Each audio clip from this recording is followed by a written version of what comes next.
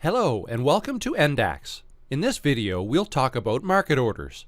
So what is a market order? A market order is the most basic of all orders. It is simply a request by a trader to buy or sell an asset immediately at the best available price. The trader will execute a market order when he or she is willing to buy at the asking price or sell at the bid price. Now, when to use a market order?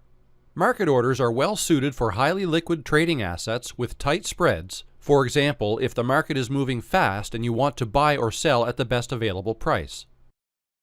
However, when executing a market order, watch out for market order slippage. What does that mean? When a trader seeks to execute a market order, this means that the trader is willing to buy at the asking price or sell at the bid price. But when the bid-ask spread is too thin or too wide, the trader is risking acquiring the asset at an unpredictable price.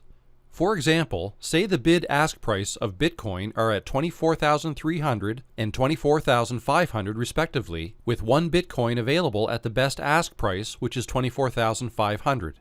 If a trader were to place a market order to purchase 2 Bitcoins, one Bitcoin will fill at $24,500 and the other one Bitcoin will have to fill at the next available ask price.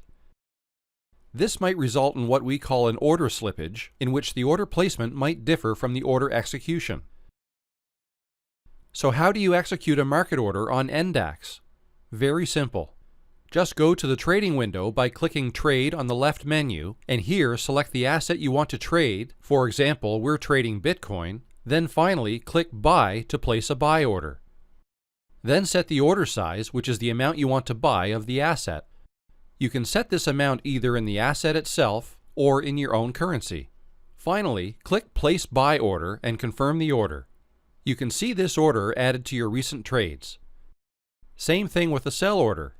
Just set the amount you want to sell and click Place Sell Order to confirm your order. If you're not ready yet, just click Cancel and that's it. In the next video, we'll talk about the limit order option, so stay tuned.